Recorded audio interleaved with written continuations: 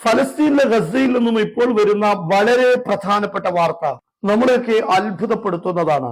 അതായത് നെതന്യാഹുവിന്റെ സൈന്യം ഗസയിലുള്ള ഹമാസിനെ കീഴടക്കുന്നിടത്ത് പരാജയപ്പെടുമ്പോൾ അവിടെ പുതിയ ഒരു സംവിധാനം കൊണ്ടുവരുന്നു. അതായത് സലഫി വിഭാഗങ്ങൾക്ക് ആയുധങ്ങൾ നൽകുക എന്നതാണ്. ഇത് ഞാൻ പറയുകയല്ല, ആരുടെയെങ്കിലും പേരിൽ വെച്ചുകെട്ടുകയാണ് എന്ന് ചിന്തിക്കരുത്. ഇസ്രായേലിന്റെ ഹിബ്രു ഭാഷയിലുള്ള മാരീത് പത്രമാണ് ഈ കാര്യം പറഞ്ഞിരിക്കുന്നത്. അതുതന്നെ ഇസ്രായേലിന്റെ പഴയ പ്രധാനമന്ത്രി ലിബർമാനെ ഉദ്ധരിച്ചുകൊണ്ടാണ് പറഞ്ഞിരിക്കുന്നത്. ലിബർമാനാണ് നെതന്യാഹുവിന്റെ ഈ നീക്കങ്ങളെ വിമർശിച്ചിരിക്കുന്നത്. ഇത്തരത്തിലുള്ള വിഭാഗങ്ങൾക്ക്, ടെററിസ്റ്റ് വിഭാഗങ്ങൾക്ക് ആയുധം നൽകുന്നതിനെ വിമർശിച്ചുകൊണ്ടാണ് ലിബർമാൻ നെതന്യാഹുവിനെതിരെ രംഗത്ത് വന്നിരിക്കുന്നത്. ഈ കാര്യമാണ് യഥാർത്ഥത്തിൽ മാരീഫ് പത്രം റിപ്പോർട്ട് ചെയ്തിരിക്കുന്നത്. ഇത് പുതിയൊരു സംഭവമൊന്നുമല്ല. സിറിയയിൽ പരിശോധിച്ചാലും ലോകത്ത് എവിടെയാണെങ്കിലും നമുക്ക് കാണാൻ സാധിക്കും ഇത്തരത്തിലുള്ള ഇസ്ലാമിക് ടെററിസ്റ്റ് ഗ്രൂപ്പുകളെ വളർത്തിയെടുക്കുക എന്നതിൽ അമേരിക്കയുടെ CIA അതുപോലെ തന്നെ മൊസാദും വിജയിച്ചിട്ടുണ്ട്. അൽ ഖായിദയാണെങ്കിലും ദായിഷ് എന്നറിയപ്പെടുന്ന IS ആണെങ്കിലും ബോക്കോ ഹറം ആണെങ്കിലും തുടങ്ങി ലോകത്ത് എവിടെയൊക്കെ ഇത്തരത്തിലുള്ള തീവ്രവാദ പ്രസ്ഥാനങ്ങൾ, ആയുധമെടുക്കുന്ന പ്രസ്ഥാനങ്ങൾ ഇസ്ലാമിന്റെ പേരിലുണ്ടോ, ഇതെല്ലാം സലഫി വിഭാഗങ്ങളാണ് എന്ന് കാണാൻ സാധിക്കും. ഇവിടെയൊക്കെയും യൂറോപ്പിന് പ്രത്യേകമായ താല്പര്യമുണ്ട് എന്നതും കാണാൻ സാധിക്കും. അവിടെയൊക്കെ അവർ ഉപയോഗിച്ച ടൂളുകൾ ഈ സലഫി വിഭാഗങ്ങളെ ഉപയോഗപ്പെടുത്തി തന്നെയാണ്. ഇത് നമുക്ക് ലോകാടിസ്ഥാനത്തിൽ തന്നെ നോക്കുകയാണെങ്കിൽ ലോകത്തെ എവിടെയാണ് ഒരു സലഫിസം പ്രചരിപ്പിക്കുന്ന രാഷ്ട്രം ഏതാണ് എന്ന് നിങ്ങൾ ചിന്തിക്കുകയാണെങ്കിൽ ആ രാഷ്ട്രം കൊണ്ട് അമേരിക്കയും ഇസ്രയേലും എന്ത് നേടുന്നു എന്ന് നിങ്ങൾക്ക് മനസ്സിലാക്കാൻ സാധിക്കും. ഇപ്പോൾ ട്രംപ് സൗദി അറേബ്യ സന്ദർശിക്കുന്ന സമയത്ത് 5 ട്രില്യണിലധികം ഡോളറാണ് ഈ രാഷ്ട്രങ്ങളിൽ നിന്നും ട്രംപിന് ലഭിച്ചിരിക്കുന്നത്. യഥാർത്ഥത്തിൽ സോമാലിയ എന്നറിയപ്പെടുന്ന പട്ടിണി രാഷ്ട്രത്തിന് 500 വർഷത്തിലധികം ജീവിക്കാൻ മാത്രമുള്ള സമ്പത്ത് ഇത് ഉണ്ട് എന്നാണ് കണക്കാക്കപ്പെടുന്നത്. ഗസ ഇപ്പോൾ ആകെ തകിടം മറിഞ്ഞിരിക്കുകയാണ്. എന്നാൽ ഈ ഗസയെ പുനർനിർമ്മിക്കാൻ, ആ ഗസയിലെ എല്ലാ ഭാഗങ്ങളെയും ക്ലീൻ ചെയ്ത് പുനർനിർമ്മിക്കാൻ ഈ ഒരു 5 ട്രില്യൺ ഡോളർ ഉണ്ടെങ്കിൽ 14 15 തവണ സാധിക്കുമെന്നാണ് വിദഗ്ധരായ ആളുകൾ കണക്ക് കൂട്ടുന്നത്. എന്ന് പറഞ്ഞാൽ മുസ്ലിം ലോകത്ത് ഇന്ന് അനുഭവിക്കുന്ന പ്രതിസന്ധികളെ എല്ലാം മറികടക്കാൻ ഈ ഒരു 5 ട്രില്യൺ ഉണ്ടെങ്കിൽ സാധിക്കുമെന്നാണ് പറയപ്പെടുന്നത്.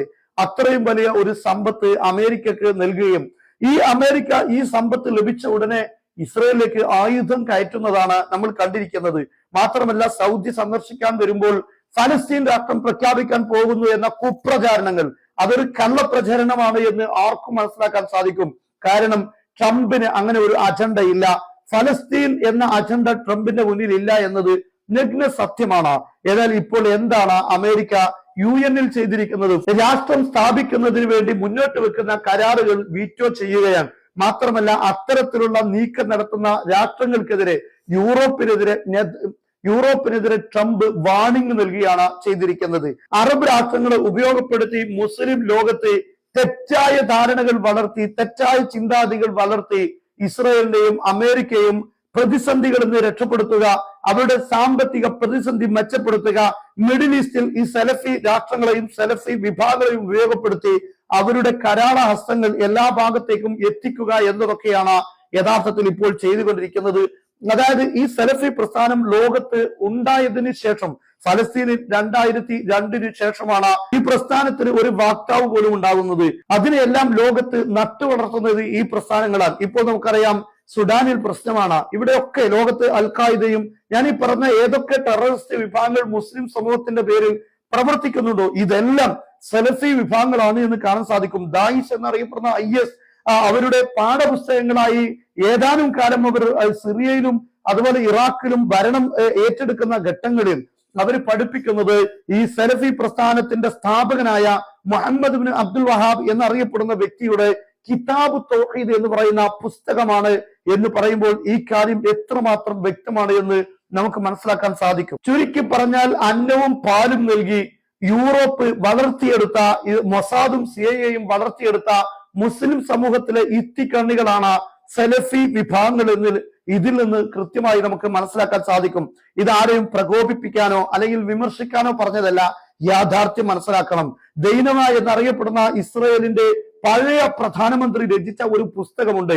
ആ പുസ്തകത്തിൽ ജൂതന്മാരുടെ ഒരുപാട് വിഭാഗങ്ങളെ പരിചയപ്പെടുത്തുമ്പോൾ അതിൽ വഹാബിയ എന്നറിയപ്പെടുന്ന ഒരു വിഭാഗത്തെയും പരിചയപ്പെടുത്തുന്നു. ഇതും ഇസ്ലാമിന്റെ പേരിൽ പ്രവർത്തിക്കുന്നുവെങ്കിലും അതിന്റെ അന്തർധാരയിലേക്ക് കടന്നാൽ ജൂതന്മാർക്ക് വേണ്ടി പ്രവർത്തിക്കുന്നതാണ് എന്ന് ആ പുസ്തകത്തിലും രേഖപ്പെടുത്തിയ കാണാൻ സാധിക്കും. നമുക്കറിയാം ഓറിയന്റലിസ്റ്റുകൾ എത്രമാത്രം ഇസ്ലാമിനെ കുറിച്ച് പഠിക്കുകയും പക്ഷേ എന്തുമാത്രം വലിയ ക്രൂരതയാണ് ഇസ്ലാമിന് മേൽ അവർ ഏൽപ്പിച്ചത് എന്ന് നമുക്ക് കാണാൻ സാധിക്കും. എന്നാൽ തത്തുല്യമായ ഓരോ കാലങ്ങൾക്ക് അനുസരിച്ച് വ്യത്യസ്തമായ രീതിയിലും ഭാവത്തിലുമായിരിക്കും മുസ്ലിം സമൂഹത്തിൽ അതിന്റെ ശത്രുക്കൾ പടച്ചുവിടുന്ന വ്യത്യസ്തമായ പേക്കോലങ്ങൾ. അതിൽപ്പെട്ട ഒരു കോലം മാത്രമാണ്. പക്ഷേ സാധാരണക്കാരായ സലഫികൾക്കോ അല്ലെങ്കിൽ അതിന്റെ മൗലവിമാർക്കോ ഈ കാര്യങ്ങളെ കുറിച്ച് ചിന്തിക്കാൻ കഴിയുന്നില്ല. അവർ ഇതാണ് തൗഹീദ്, ഇതാണ് സത്യം എന്ന് മനസ്സിലാക്കി സാധാരണ ഖവാരിജുകൾ എന്നറിയപ്പെടുന്ന പഴയ കാലം മുതലേയുള്ള മുസ്ലിം സമൂഹത്തിലെ ഒരു വിഭാഗമാണ് അവർ ഇതേ രീതിയിലാണ് ഈ മുസ്ലിം ലോകത്ത് കടന്നു വന്നിട്ടുള്ളത്. പക്ഷെ ആ വിഭാഗം ചെയ്തിരുന്നത് മുസ്ലിം സമൂഹത്തിലെ ഭൂരിഭാഗം വരുന്ന ആളുകളെയും കാഫിറുകളാക്കുക, അവിശ്വാസികളായി പ്രഖ്യാപിക്കുക, എന്നിട്ട് അവരോട് യുദ്ധം ചെയ്യുക, അവർക്കെതിരെ ആയുധം എടുക്കുക എന്നതാണ്. ഇത് തന്നെയാണ് ഈ പറയപ്പെടുന്ന ഞാൻ പറഞ്ഞ IS ആണെങ്കിലും അൽ-ഖായിദ ആണെങ്കിലും തുടങ്ങിയിട്ടുള്ള ഏതെല്ലാം വിഭാഗങ്ങൾ സലഫി പ്രസ്ഥാനത്തിന്റെ പേരിൽ പ്രവർത്തിക്കുന്നു അവരുടെ എല്ലാം രീതി ഇത് തന്നെയാണ് എന്ന് നമുക്ക് കാണാൻ സാധിക്കും. എന്തായിരുന്നാലും നെതന്യാഹുവിന്റെ അവസാനത്തെ തന്ത്രം ഇപ്പോൾ ഈ സിറിയയിലൊക്കെ പയറ്റിയ പോലെ തന്നെ സലഫി വിഭാഗങ്ങളെ ഉപയോഗപ്പെടുത്തി ഹമാസിനെ ചെറുക്കുക എന്നത് തന്നെയാണ്.